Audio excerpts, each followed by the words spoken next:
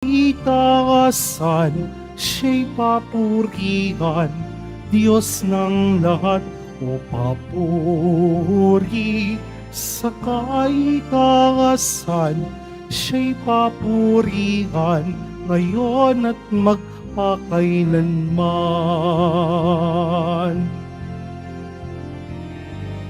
Mawit ang daigdigan, lahat ng naroroon. Mawit ang sangkatauhan, purihin ng Panginoon. Papuri sa kaitaasan, siya'y papurihan, Diyos ng lahat o papuri. Sa kaitaasan, siya'y papurihan, ayon at magpakailanman. Sa ngalan ng Ama at ng Anak at ng Espiritu Santo. Amen. Ang pagpapala ng ating Panginoong Hesukristo, ang pag-ibig ng Diyos Ama, at ang pakikipagkaisa ng Espiritu Santo naway sumainiyong lahat. At sumayo rin. Tayo pong lahat ay tinipon ng ating Nuestro Padre, Jesus Nazareno, bilang kaanib ng angka ng Diyos. Tinipon niya tayong lahat sapagkat mahal niya tayo. Kaya dumulog po tayo sa ating maawaing Panginoon na nagpapatawad ng lubos.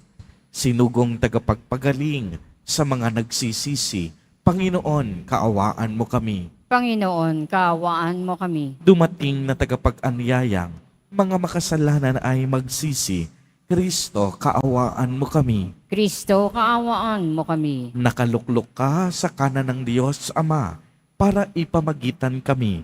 Panginoon, kaawaan mo kami. Panginoon, kaawaan mo kami. Kaawaan tayo ng makapangyarihang Diyos. Patawarin tayo sa ating mga kasalanan at patnubayan tayo sa buhay na walang hanggan. Amen. Manalangin tayo.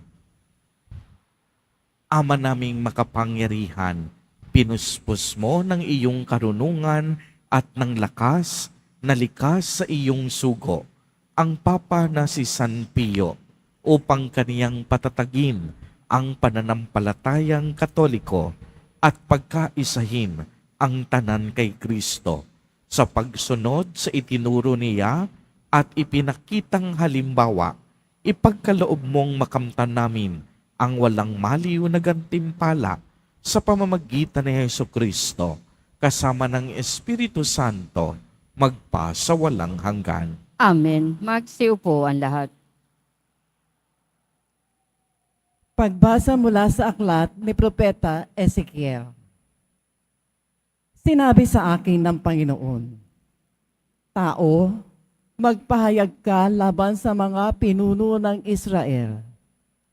Sabihin mong ipinasasabi ko, nakatakda na ang parusa sa inyo, mga pinuno ng Israel. Sarili ninyo ang inyong iniintindi at hindi ang mga tupa. Iniinom ninyo ang gatas. Nagdaramit kayo ng lana. Nagpapatay ng mga pinatabang hayop. Ngunit hindi ninyo pinakakain ang mga tupa. Bakit hindi ninyo pinalalakas ang mahihina? Ni ginagamot ang mga may sakit. Ni hinihilot ang mga pilay. Bakit hindi ninyo hinahanap ang nawawala? Ni ibinabalik ang lalalayo. Sa halip ay ginagamitan ninyo sila ng kamay na bakal. Sila'y nangangalat at nilalapa ng mababangis na hayop, pagkat walang pastol. Ang mga tupa ko'y nagkalat sa mga bundok, burol at sa lahat ng panig ng daigdig, ngunit walang ibig humanap sa kanila. Dahil dito, mga pinuno, dinggin ninyo ang aking sinasabi. Ako ang Diyos na buhay. Ang mga tupa ko'y pinipinsala at nilalapa ng mababangis na hayop, patkat walang nangangalaga. Hindi hinahanap ng mga pastol ang aking mga tupa. Sa halip na alagaan nila ang mga ito, ang sarili nila ang binubusog. Kaya nga, makinig kayo, mga pastol. Pakinggan ninyo itong aking sinasabi. Laban ako sa inyo. Pananagutan ninyo ang nangyayari sa aking mga tupa. Hindi ko na kayo gagawing pastol upang hindi na ninyo mabusog ang inyong mga sarili. Ilalayo ko sa inyo ang aking mga tupa at hindi na ninyo mapapakinabangan ang mga ito. Ito ang ipinasasabi ng Panginoon. Ako mismo ang maghahanap at mag-aalaga sa aking mga tupa. Ang salita ng Diyos. Salamat sa Diyos. Pastol ko'y Panginoong Diyos, hindi ako magdarahop. Pastol ko'y Panginoong Diyos, hindi ako magdarahop. Panginooy aking pastol, hindi ako magkukulang. Ako'y pinahihimlay sa mainam na pastulan. At inaakay niya ako sa tahimik na batisan. Binibigyan niya ako niyong bagong kalakasan. Pastol ko'y Panginoon Diyos, hindi ako magdarahop. At sang-ayon sa pangako na kanyang binitiwan, sa matuwid na landasi, doon ako inaakay. Kahit na ang daang iyo'y tumatahak sa karimlan, hindi ako matatakot pagkat ika'y kaagapay. Ang tungkod mo at pamalo ang gabay ko at sanggalang. Pastol ko'y Panginoon Diyos, hindi ako magdarahop. Sa harapan ng lingkod mo, ikaw ay may handang dulang. Ito'y iyong ginagawang nakikita ng kaaway. Nalulugod ka sa akin na ulo ko ay langisan, at pati na ang kalis ko ay iyong pinaapaw. Pastol ko'y Panginoon Diyos, hindi ako magdarahop. Tunay na ang pag-ibig mo at ang iyong kabutihan. Sasaakit tataglayin habang ako'y nabubuhay. Doon ako sa templo mo lalagi at mananahan. Pastol ko'y Panginoon Diyos, hindi ako magdarahop. Magsitayo ang lahat.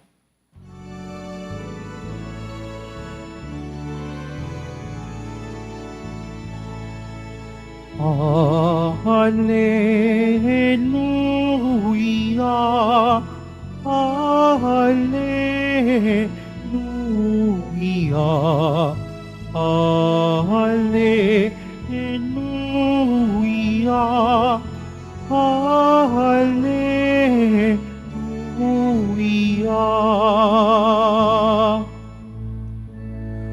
Buhay ang salita ng Diyos, ganap nitong natatalos,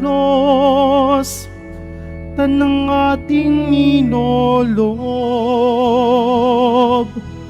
Hallelujah, Hallelujah, Hallelujah, Hallelujah.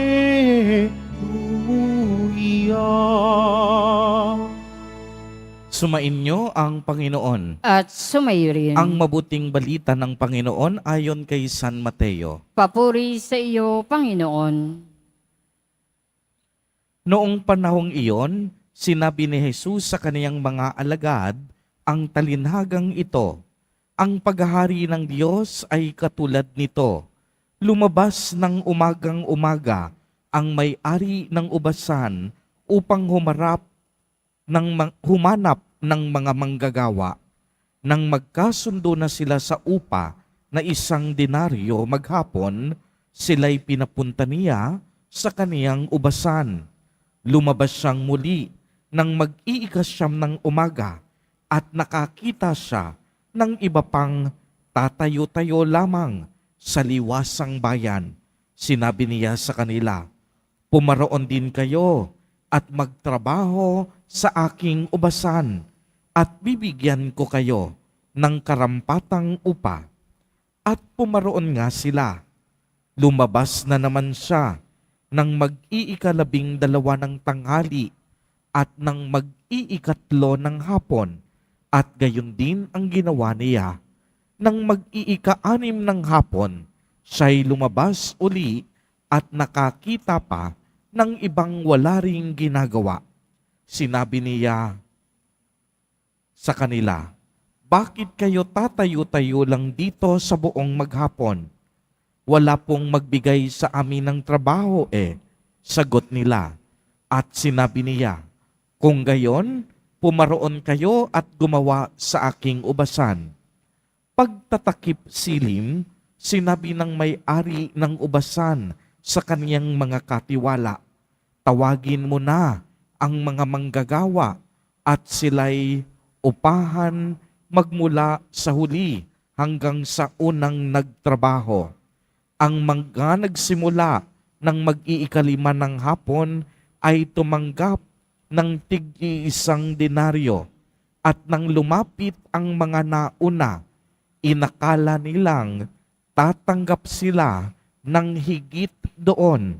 Ngunit ang bawat isa'y tumanggap din ng 1 denaryo. Pagkatanggap mo, nagreklamo sila sa may-ari ng ubasan. Sabi nila, 1 oras lang pong gumawa ang mga huling dumating, samantalang maghapon kaming nagpagal at nagtiis ng nakakapasong init ng araw. Bakit naman po ninyo pinagpare-pareho ang upa sa amin?" At sinabi niya sa isa sa kanila, "Kaibigan, hindi kita dinadaya. Hindi ba't nagkasundo tayo sa 1 denaryo? Kunin mo ang ganang iyon at umalis ka na. Maano kung ibig upahan ang nahuli ng tulad ng upa ko sa iyo? Wala ba akong karapatang gawin ang aking maibigin sa ari-arian ko, o naiinggit ka lang sa aking kabutihang loob? Kaya't ang nahuhuli ay mauuna at ang nauuna ay mahuhuli." Ang mabuting balita ng Panginoon. Pinupuri ka namin, Panginoong Hesu Kristo. Magsiupo ang lahat. Magandang po sa inyong lahat, mga kapatid kay Kristo. Sa lahat po ng ating mga taga-subaybay, sa iba't ibang online platforms, at sa lahat ng ating mga kadiboto, sa iba't ibang panig ng Pilipinas, at maging sa buong mundo, kung saan tayo ay naaabot ngayon ng ating live streaming. Mapayapang hapon din po sa inyong lahat. Purihin at dakilain natin ang ating Panginoon, ang mahal na poong Jesus Nazareno.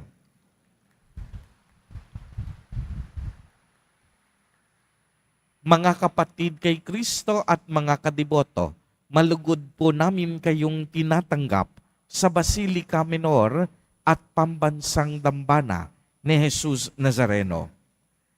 Kapag sinabi po nating ang lahat ng tao ay nilikhang pantay-pantay, ang ibig sabihin natin ay pantay-pantay tayo sa ating dignidad at karapatang pantao. Gayunpaman, hindi talaga tayo pare-pareho. Bawat isa, iba-iba ang ating personalidad, at bawat isa sa atin may kani-kaniyang kahinaan. Bawat tribo o bawat bansa din ay naiiba sa isa't isa. May magkakaibang katangian, kahinaan at kalakasan. Sa ating mundo na marami pong pagkakaiba-iba, ay tumataas naman ang mga kaso ng diskriminasyon, pamumuna, inggit at panghuhusga. May sarili tayong pamantayan at madalas iniisip natin na ang ating pamantayan ay mas higit sa iba. Sa mga pagkakataong iyon, itinataas natin ang ating mga sarili at minamaliit natin ang iba. Ang nakalulungkot po, nakatuon tayo sa pagkakamali ng iba habang nakakalimutan natin na marami din tayong pagkakamali sa ating mga sarili. Kapag ginuhusgahan na po natin ang iba, hindi natin alam na hinuhusgahan din natin ang ating mga sarili. Dahil ang kalimitang napupunan natin ay ang mga bagay na wala sa ating mga sarili. Uulitin ko po, ang kalimitang napupuna po natin sa ating mga kapwa ay ang mga bagay na wala tayo sa ating sarili. Kaya nga po sa halip na maging palapuna, bakit hindi na lang tayo matutong magpahalaga? Mas mainam na isulong ang pagiging positibo kaysa sa pagiging negatibo at sensitibo. Kaya naman, kapansin-pansin sa talinhaga sa ating ebanghelyo ang reaksyon at pag-uugali ng mga manggagawang nahanap noong umaga pa lang. Nagreklamo sila kung bakit pantay lang ang ibinigay ng may-ari. Kung tutuusin, mas nauna silang nagtrabaho. Kung tutuusin, mas matagal ang pagkakabilad nila sa init ng araw. Samantalang may mga trabahador na ipinasok saglit oras na nagtrabaho. Ang sagot ng may-ari, pagmasdan po ninyo ito, wala ba akong karapatang gawin ang aking maibigan sa aking ari-arian? O naiinggit ka lang dahil sa aking kabutihang loob? Kaya naman, mapapansin at mapapatanong tayo sa ating mga sarili. Bakit minsan, naitanong nyo na ba ito?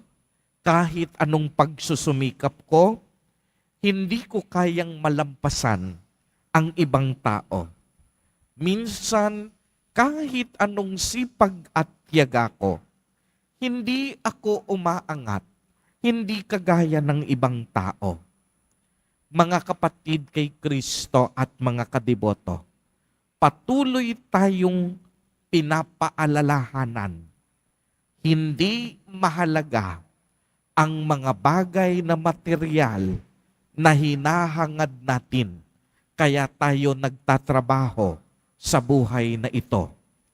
Hindi tayo isinilang para sa material na kayamanan. Ang mahalaga sa Diyos, kayamanan ng ating mga puso. Uulitin ko po, sapagkat ito ay napakahalaga. Hindi mahalaga sa Diyos kung ano ang mga material na bagay na naipundar na natin sa mundong ito. Ang mahalaga sa Diyos, ang kayamanan ng ating mga puso. Kaya nga ang hamon sa atin, hanapin natin ang Panginoon at hindi ang mga material na bagay, ang mga gawaing masama, iwasan natin at baguhin na natin ang maling takbo ng ating pag-iisip na kadalasan sanhi ng inggit sa ating kapwa. At talaga namang maling-mali naman kung ang buhay natin madalas palapo na tayo, madalas ikinukumpara natin ang ating mga sarili sa iba, at madalas naiinggit tayo sa tagumpay ng ating kapwa. Kaya imbis na inggit ang gawin natin, bakit hindi na lang tayo manalangin sa ating Poong Jesus Nazareno upang ang biyaya na ninanais natin ipagkaloob sa atin sa tamang panahon at sa tamang pagkakataon. Mga kapatid kay Kristo at mga kadiboto, lubhang mabait at mahabagin po ang ating Diyos na buhay.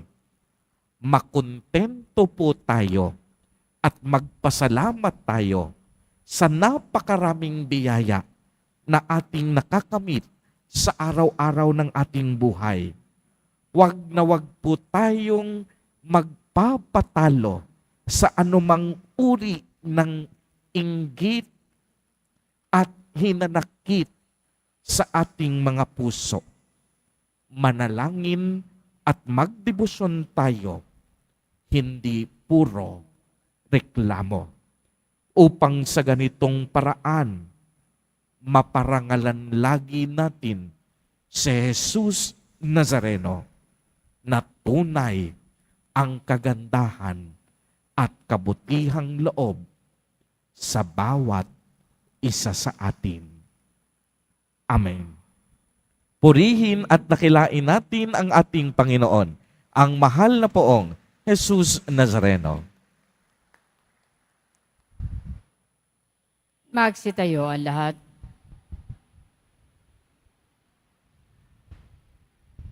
Minamahal kong mga kapatid, ang pamamaraan ng Diyos ay hindi tulad ng sa atin dahil ang kaniyang katarungan at kagandahang loob ay higit pa sa ating turing at sukat.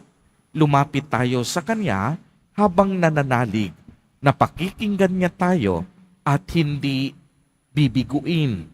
Sa bawat panalangin ang ating itutugon, Ama, sumaamin nawa ang iyong kagandahang loob. Ama, sumaamin nawa ang iyong kagandahang loob. Ang simbahan sa pamamagitan ng kanyang mga misyonero at tagapagpahayag naway maipalaganap ang ebanghelyo ng Panginoon ng may katapangan at pagtitiyaga. Manalangin tayo. Ama, sumaamin nawa ang iyong kagandahang loob. Tayo naway makapaglingkod sa Panginoon at isa't isa nang walang hinihintay na merito at gantimpala, at sa halip gawin lamang ito na may kabutihan mula sa ating mga puso. Panalangin tayo. Ama, sumaamin nawa ang iyong kagandahang loob.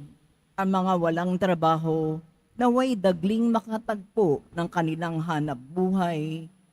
Panalangin tayo. Ama, sumaamin nawa ang iyong kagandahang loob. Ang mga may sakit at mga nagdurusa naway masiyahan sa kalinga at unawa ng kanilang pamilya at mga kaibigan. Manalangin tayo. Ama, sumaamin nawa ang iyong kagandahang loob. Ang mga nagtiyagang mamuhay ng mabuti sa mundong ito at namayapa naway makatanggap ng gantimpala sa makalangit na kaharian ng Diyos. Manalangin tayo. Ama, sumaamin nawa ang iyong kagandahang loob. Isama po natin sa ating mga panalangin ang mga kapatid at kadiboto natin na nagdiriwang ng kanilang kaarawan sa araw na ito. Ang mga mag-asawang nagdiriwang ng anibersaryo ng kanilang mga kasal. Ang mga kapamilya at kamag-anak nating may sakit at may malubhang karamdaman. Gayon din po ang mga nagugutom at walang makain. Naway ingatan, patnubayan, at basbasan silang lagi ni Jesus Nazareno. Manalangin tayo. Ama, sumaamin nawa ang iyong kagandahang loob. Panginoon naming Diyos, mapagpakumbaba kaming naglilingkod sa iyo sa abot ng aming makakaya nang walang hinihinging kapalit. Naniniwala kami na nasa piling ka namin at binibiyayaan mo kami ng mabubuting bagay dahil sa iyong anak na si Jesus na aming Panginoon. Amen. Magsiupo ang lahat.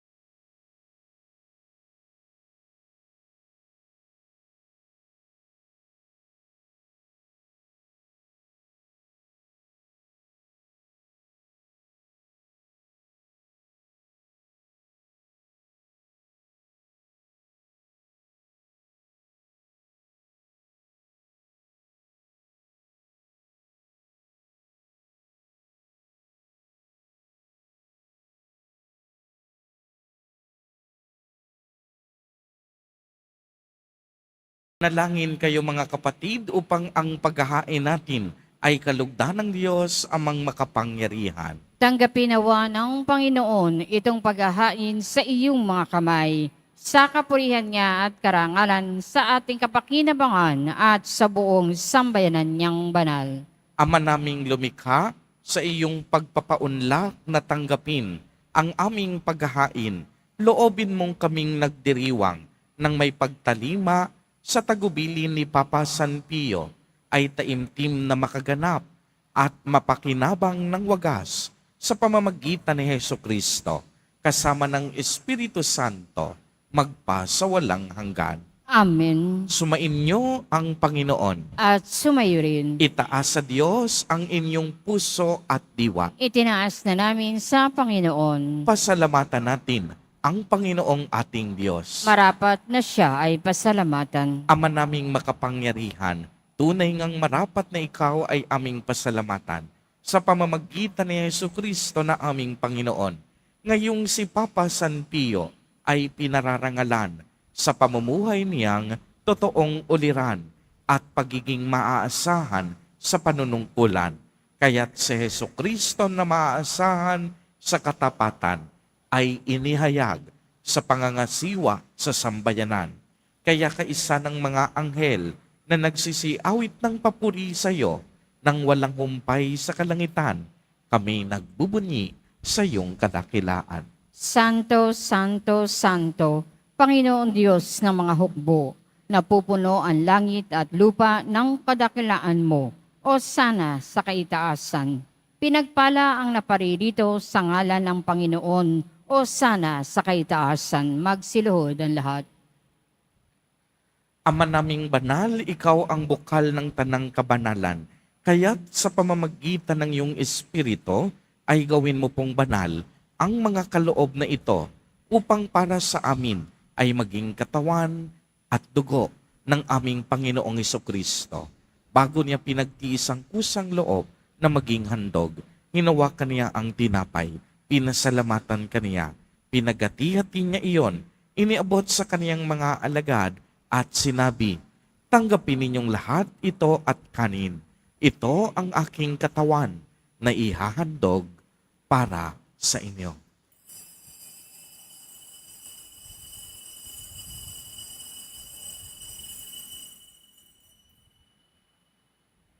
Gayon din naman noong matapos ang hapunan, hinawakan niya ang kalis, muli kanyang pinasalamatan. Iniabot niya ang kalis sa kaniyang mga alagad at sinabi, "Tanggapin ninyong lahat ito at inumin. Ito ang kalis ng aking dugo, ng bago at walang hanggang tipan. Ang aking dugo na ibubuhos para sa inyo at para sa lahat sa ikapagpapatawad ng mga kasalanan. Gawin ninyo ito sa pag-alaala sa akin."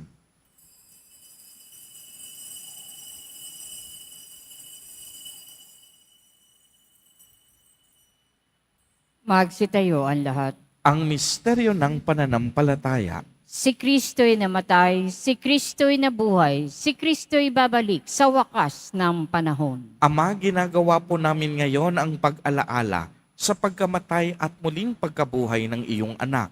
Kaya't iniaalay namin sa iyo ang tinapay na nagbibigay buhay at ang kalis na nagkakaloob ng kaligtasan. Kami po'y nagpapasalamat dahil kami iyong minarapat na tumayo sa harap mo para maglingkod sa iyo. Isinasamo namin na kaming magsasalo-salo sa katawan at dugo ni Kristo ay mabuklod sa pagkakaisa sa pamamagitan ng Espiritu Santo. Ama, lingapin mo po ang iyong simbahang laganap sa buong daigdig. Puspusin mo kami sa pag-ibig kaisa ni Francisco na aming Santo Papa at ni Jose na aming Obispo at ng Tanang Kaparian. Alalahanin mo rin ang mga kapatid naming nahimlay nang may pag-asang sila'y muling mabubuhay. Gayon din ang lahat ng mga pumanaw. Kaawaan mo po sila at patuloyin sa iyong kaliwanagan. Kaawaan mo at pagindapatin kaming lahat na makasalo sa iyong buhay na walang wakas, kaisa ng mahal na Birheng Maria na Ina ng Diyos, ng kabiyak ng puso niyang si San Jose, kaisa ng mga apostol at ng lahat ng mga banal na namuhay dito sa daigdig ng kalugod-lugod sa iyo, maipagdiwang nawa namin ang pagpupuri sa ikararangal mo sa pamamagitan ng iyong anak na aming Panginoong Hesukristo. Sa pamamagitan ni Kristo, kasama niya at sa Kaniya, ang lahat ng parangal at papuri ay sa iyo, Diyos amang makapangyarihan, kasama ng Espiritu Santo, magpa sa walang hanggan. Amen. Sa tagubilin ng mga nakagagaling na utos at turo ni Jesus na Panginoon natin at Diyos, ipahayag po natin ng lakas loob. Ama namin, sumasalangit ka. Sambahin ang ngalan mo, mapasa amin ang kaharian mo. Sundin ang loob mo dito sa lupa para nang sa langit. Bigyan mo kami ngayon ng aming kakanin sa araw-araw at patawarin mo kami sa aming mga sala para nang pagpapatawad namin sa nagkakasala sa amin. At huwag mo kaming ipahintulot sa tukso at iadya mo kami sa lahat ng masama. Hinihiling po namin na kami iadya sa lahat ng masama, pagkalooban ng kapayapaan na araw-araw, iligtas sa kasalanan at ilayo sa lahat ng kapahamakan. Samantalang aming pinananabikan ang dakilang araw ng pagpapahayag ng tagapagligtas naming si Hesu Kristo. Sapagkat iyo ang kaharian at ang kapangyarihan at ang kapurihan magpakilanman. Amen. Panginoong Jesucristo, sinabi mo sa iyong mga apostol, kapayapaan ang iniiwan ko sa inyo. Ang aking kapayapaan ang ibinibigay ko sa inyo. Tunghayan mo ang aming pananampalataya at huwag ang aming mga pagkakasala.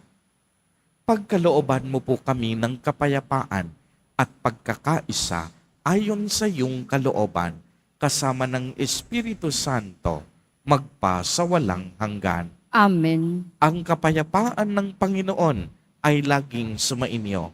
At sumayo rin. Magbigayan po tayo ng kapayapaan sa isa't isa.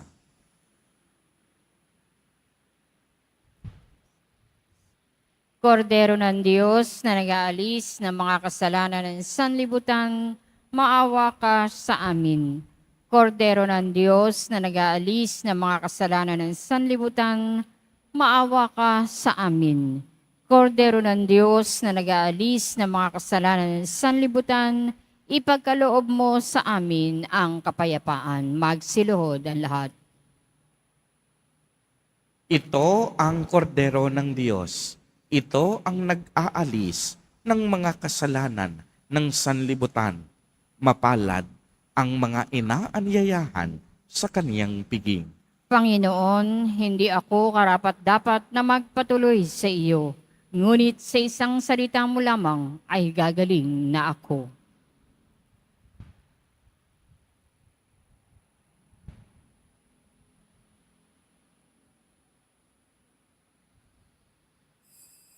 Para sa lahat ng tatanggap ng banal na komunyon, sasagot po tayo ng amen pagkasabi ng pari o ng lay minister ng katawan ni Kristo at isubo agad sa bibig bago umalis sa harapan ng pari o lay minister. Sumunod po tayo.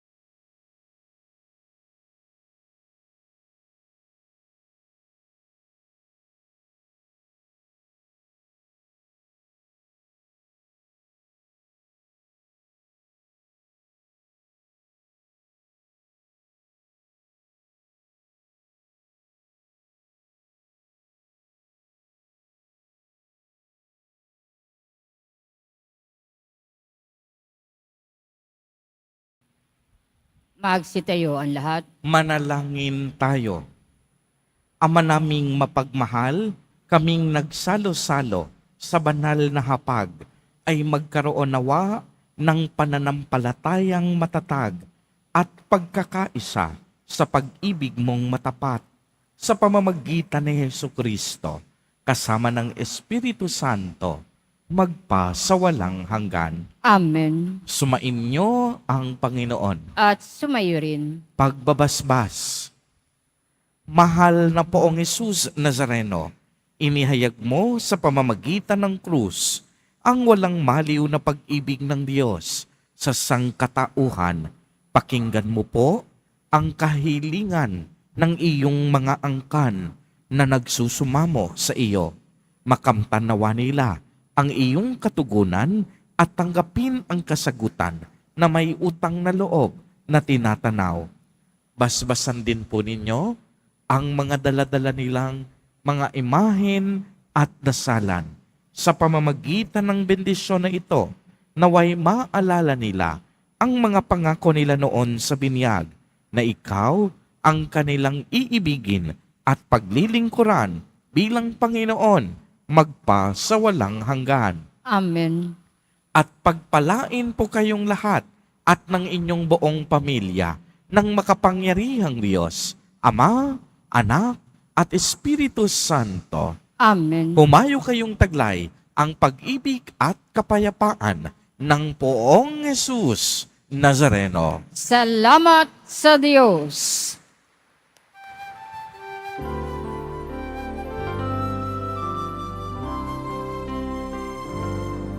Nuestro Padre Jesus Nazareno, sinasamba ka namin. Inihinto ka namin. Aral mo ang aming buhay at kaligtasan. Nuestro Padre Jesus Nazareno, iligtas mo kami sa kasalanan. Ang krus mong kinamatayan ay sagisag ng aming kaligtasan. Nuestro Padre Jesus Nazareno, dinarangal ka namin. Nuestro Padre Jesus Nazareno, inuluwalhati ka namin. Nuestro Padre Jesus Nazareno, dinarangal ka namin. Nuestro Padre Jesus Nazareno, minuluwalhati ka namin.